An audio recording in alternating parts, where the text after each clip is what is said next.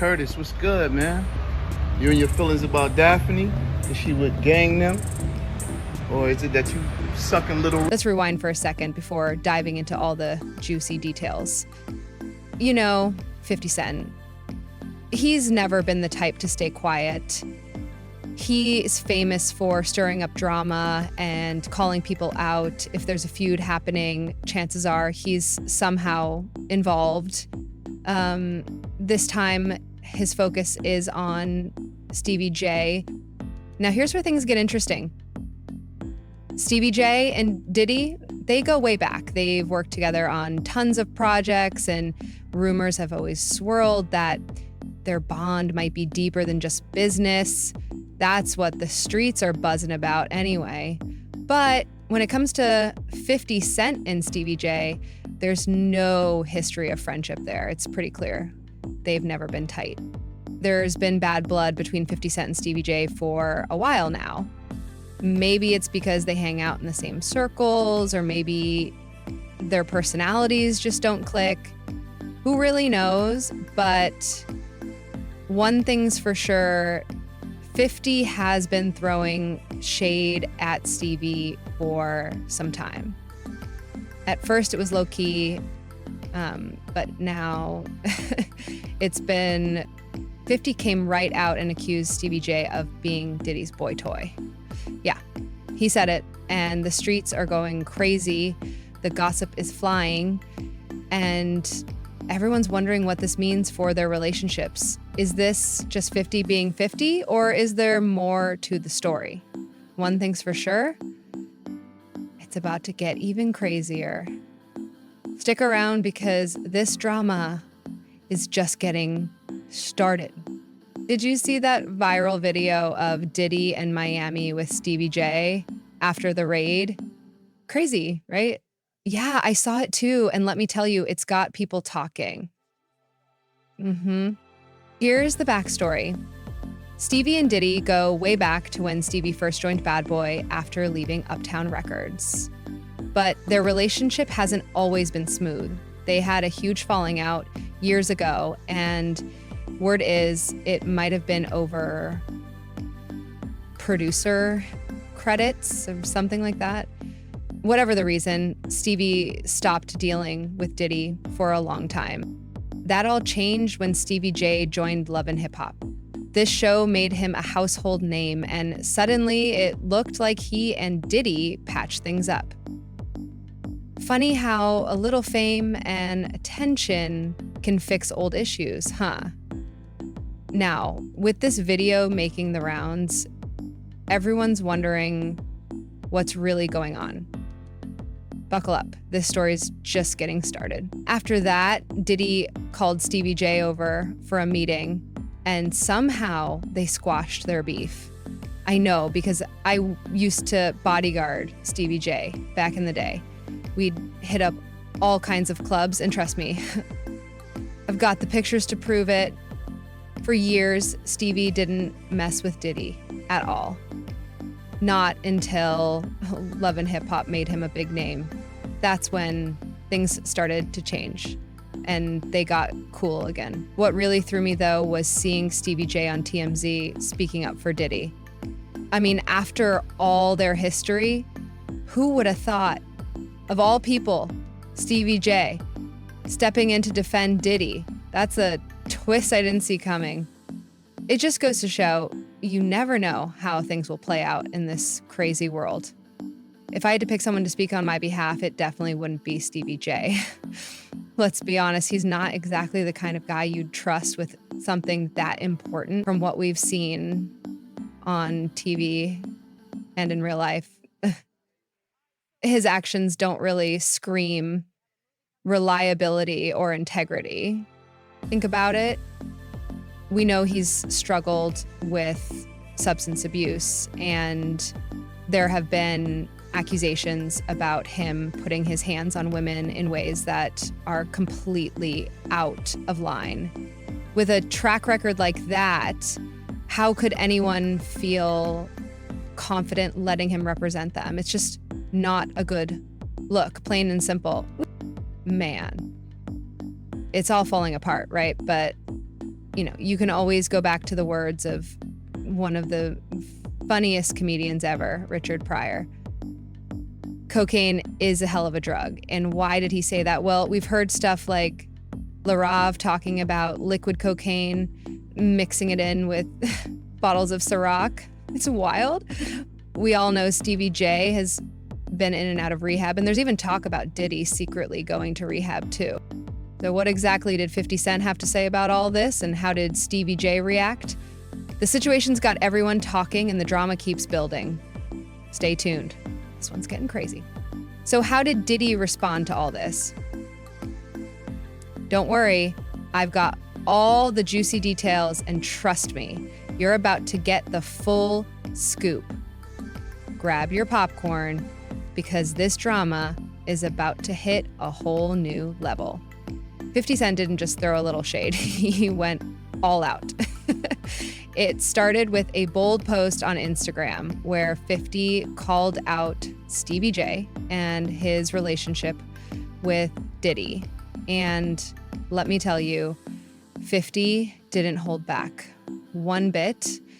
Things are getting real, and it's only going to get messier from here.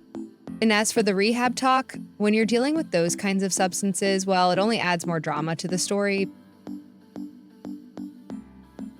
When you're messing with those psychotropic drugs, man, you start believing your own craziness. And when you see those two together, you just know something's off. I mean, Stevie J said he wants to challenge 50 Cent to a fight. That's next level wild. I don't know if he's doing it for clout, but challenging 50 to a fight, oh, that's just not making sense. We've all seen how 50 Cent moves, and we've also seen Stevie J on Love and Hip Hop. We've watched him throw down with Scrappy and others, but let's be real. There's no way Stevie J actually wants to go up against 50. He's not built for that kind of fight. He's definitely not ready for 50's energy. No chance. If that's not the truth, then I don't know what is. If that's not cocaine, then the Pope ain't Catholic, right? So do you really think 50 Cent would let Stevie J talk smack like that? Trust me, it wouldn't even be close. 50 Cent would handle him no problem. Now, you've seen 50 before, right? I haven't seen him fight in person, but I've seen the tapes, and the man knows how to throw down. I've been around 50 a few times, and there was one moment when it was just me, him, and about 6 other guys. You could feel the energy. 50 is the type of dude you don't want to mess with. His vibe tells you everything you need to know.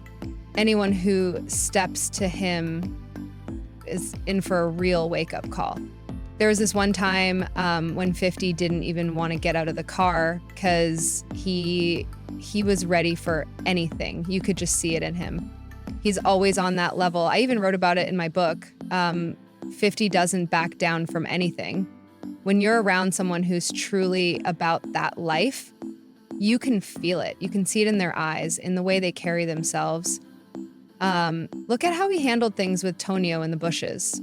And don't forget, there's footage of 50 getting down in the boxing ring. I've seen it myself. The man knows how to throw hands. No doubt, if you step to him, you're in for a real fight. There was this one time when 50 didn't even want to get out of the car because he was ready for anything. You could just see it in him. He's always on that level. I even wrote about it in my book. 50 doesn't back down from anything. When you're around someone who's truly about that life, you can feel it, you can see it in their eyes and the way they carry themselves. Look at how he handled things with Tonio in the bushes. Real talk. And don't forget, there's footage of 50 getting down in the boxing ring. I've seen it myself. The man knows how to throw hands. No doubt, if you step to him, you're in for a real fight. So Stevie J stopped messing with Diddy for a while. You could tell he wasn't dealing with him anymore. Instead, he was busy doing more stuff for Jodeci than he was for Bad Boy. But 50 Cent? He didn't hold back at all. He went straight for Stevie J, calling him out for being Diddy's boy toy, and even said Diddy was playing him. But that wasn't all. 50 also went in on Stevie's style, saying he dresses like a clown and needs to find his own look. It wasn't just harsh, it was personal. The sarcasm was on a whole other level. And 50 made sure to let Stevie know exactly how he felt. 50 Cent clearly has no love for Stevie J, and he made sure everyone knew it. But things got even crazier when Cassie sued Diddy, and they settled the case in just 24 hours. Wild, right? But now there are whispers that Cassie is working with the feds. I mean, she's a civilian. What else would we expect here? Here's the thing, though. When she settled that lawsuit, she likely signed an NDA promising not to write a book, make a documentary, or share anything about what went down. But now it looks like all that could... Here's the deal. An NDA is a private agreement, but when it comes to a criminal case, it doesn't really matter. Cassie could basically throw that NDA out the window. She's a civilian, so she might have to speak out no matter what. And honestly, life has a way of humbling people. One minute you're on top, and the next, everyone's laughing at you. I've learned this firsthand. We're all public property, whether we like it or not. I remember when I heard 50 Cent say it, and it really stuck with me. You can think you're untouchable, but things can change in a flash. And like, here's the truth. Once you're in the public eye, you're pretty much public property. It doesn't matter who you are, whether you're a billionaire or just someone in the spotlight, the world's watching. And when you're a Black billionaire, it's even more intense. Things are looking pretty rough for those jumping in to defend, especially since he's been keeping his distance from Diddy for his own reasons. 50's been throwing some quiet shade behind the scenes, and trust me, the spies are everywhere.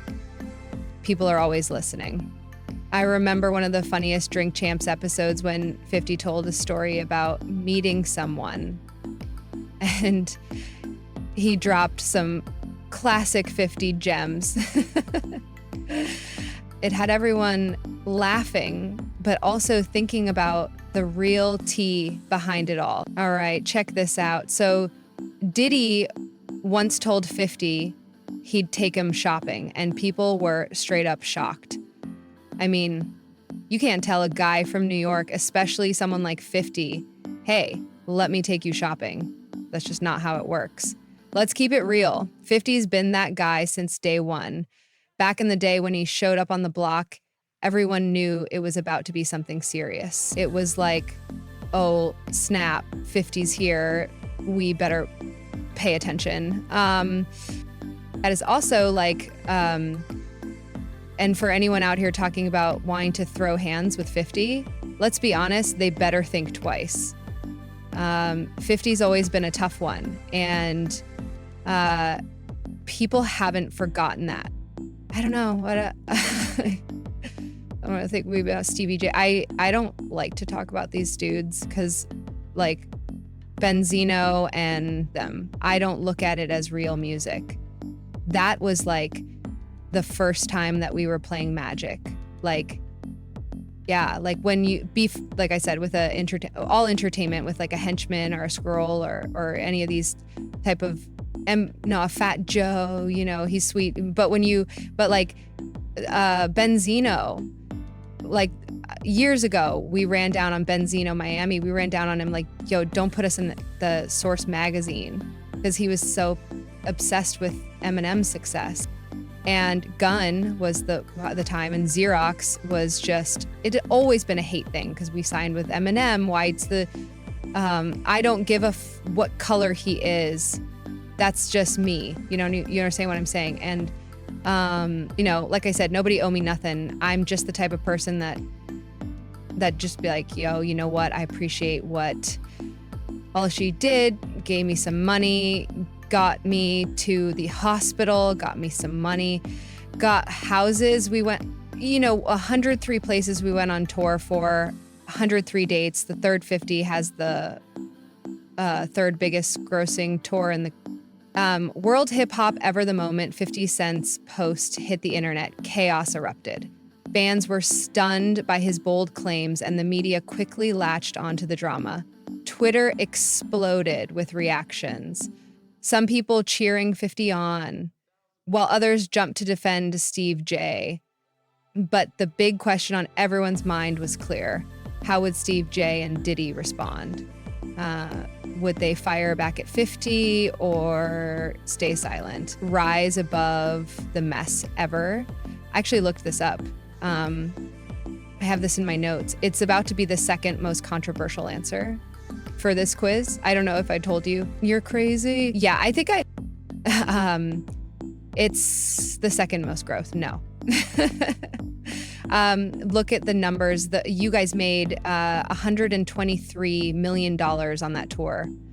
Number 2 was Drake. It was all borough tour, $189 million. And number 1 was Jay-Z, Beyonce on the Run, $253 million. Okay, a lot of money though. Yeah, 50 is a marketing genius. And we had fun on that road.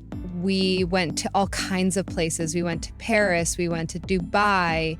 We went to shout to Abu Dhabi. Shout to Thailand, yo. And those experience India. And look, you got to understand, me and 50 with Always Murdered fans, what I'm saying. So murder is like when we on the road, it be me, Murder, and our man Light. Shout out to Light. They call us the Three Migos. So like a lot of for production on tour, like as for production, they got to wake up 5 a.m, build a stage, like people be it's long doing these tours, and you ain't seen your kids, you ain't seen your wife, deaf, you know what I'm saying? So a lot of background tour happens on tour behind the scenes, and it's understanding, because while we're laying in our Armani hotel bed, somebody's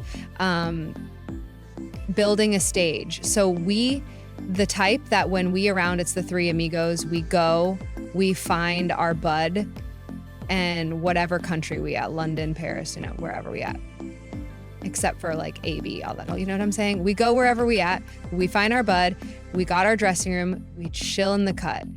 Look, because 50 tells us, yo, I only need you. Look, we could be back in the hood, or we could be having jobs. All I need is 2 hours of your time. We make 6 figures, that's a fact.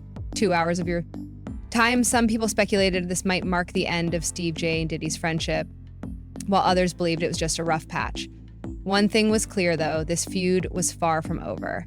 The streets were buzzing, and the tea was scorching.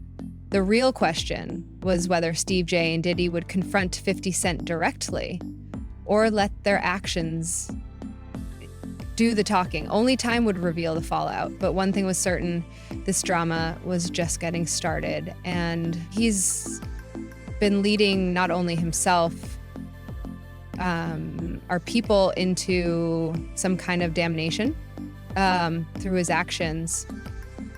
Yeah, I'm just in disbelief, man. I mean, to see his downfall, he had been on a long run, man. So, to see this is crazy, man. How long has he been famous? No. So, he got to realize he didn't get his fame until after he made that, remember, you got to remember this, Mighty. I said he made the atmosphere for Poac to die. He made the atmosphere for Big to die. He created the atmosphere, for Suge Knight to go to jail, because that's what came out of his mouth. So that didn't happen. His fame, he didn't really come famous until after the death of Tupac and the Notorious Big Brother. So that's like 97. He went on that whole bad boy tour with the #1 song in the world, Missing You, where he stole the thing from Sting and the music from Saw's Money. The lyrics from Saw's Money didn't even want to pay that man his money, waited all those years to pay that man his money. He was stealing people's dreams, man. He's the cause of a lot of people. Venom, people ain't gonna see it the way I see it, but when you steal somebody's dreams, Black Rob probably could have changed his life, probably could have changed the way he thought, probably could have changed the way he was doing business if he wouldn't have stole Gep from him, if he would have treated Craig Ma in the correct way and not try to steal his music, use him in the way that he used Craig Mack to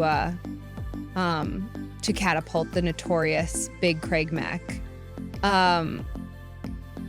Life could have been changed if he would have never set up the atmosphere and had Big out there in California and bringing Big to that party. The notorious Big Life may still be here if he wasn't trying to put the Bloods against the Crips. Well, it was already against each other anyway, but use the Crips. Maybe Tupac would have never had that altercation. But if Ass and Butts were Candy's the Nut, like I always say, Christmas would be every day. And I understand that, but he set up the atmosphere for a lot of people. Wolf set up the atmosphere between him and BMF. Come on. Man, they say one day you got to pay the piper. That's why he getting that Smoke S money. You brought his name up. He had an issue with the streets are buzzing nonstop. After 50 Cent's explosive call out, everyone's curious about how this drama will unfold and what it could mean for Steve D.H. Diddy's relationship. Everybody knew that Puff took Tupac blueprint and changed Big's bad boy and image. I get around talked about how fly you was, how many girls you mess with, how many cars you drive, how much money you got, what were you willing to do.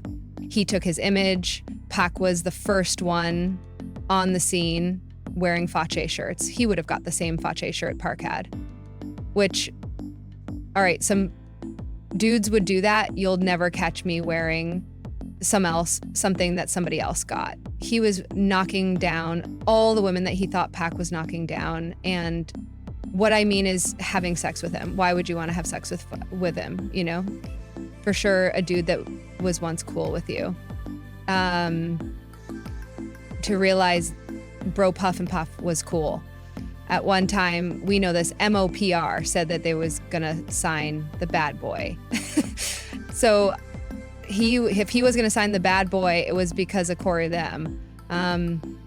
I put that picture on the internet. I put the picture on my channel of Corey Jones, Corey Jacobs. I think Corey Jacobs and Puff was the one who got the 691, 6 to life, seeing that P.O.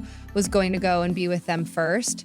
But then Mo PR said when it became just Big and Puff, because Corey went to jail, he changed his direction, but nobody know why Puff and Puff fell out like they did. You know what I'm saying? Nobody know why, but Puff had an obsession with him for whatever reason. It was because he started wanting to act. He started wanting to rap. He had an obsession so bad, feeling depression is still not the same after your death, even though outward statements from publications like CNN and YHF have been silent since 50 Cent's fiery remarks hit the internet. Not a word, not a reaction.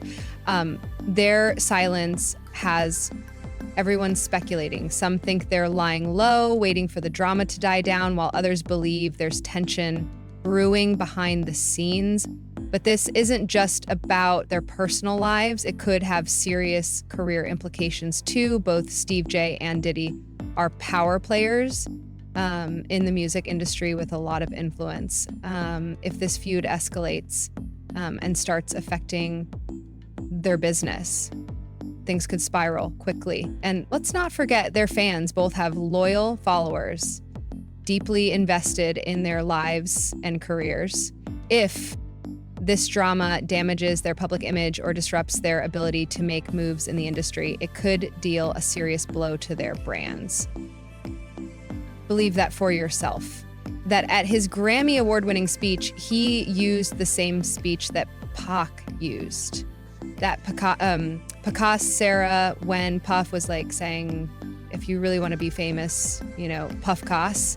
I told you, Sally before Puff, and Kim had an obsession on like Pac so much she on a red carpet with Tupac, shirt on, who's obsessed with who. So you believe Diddy, he only got with Sarah Chapman because Pac, he had her at one point, and it was a bet in the office.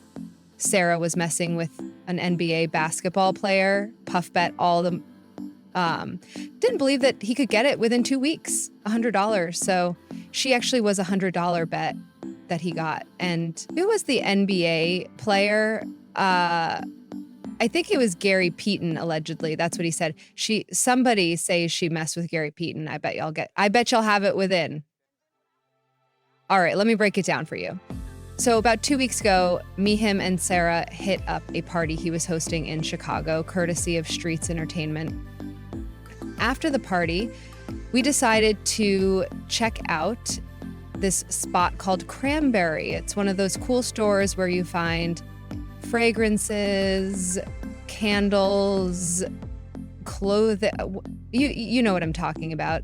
Good. Now, here's where it gets interesting. Misa and Kim were actually friends, and things got a little messy because after hanging with Misa, he started getting involved with Kim. All right, so here's the thing. Misa, Kim, and Sarah were all super close. They were like best friends, always hanging out and doing everything together. They even had this other girl in their circle, someone from Atlanta, but I can't quite remember her name right now. They were all pretty tight. But then things got complicated. He went from Kim to Sarah. It was no big deal. It was like he had a habit of dating his friends' exes, just bouncing around in the same circle. It definitely made things messy.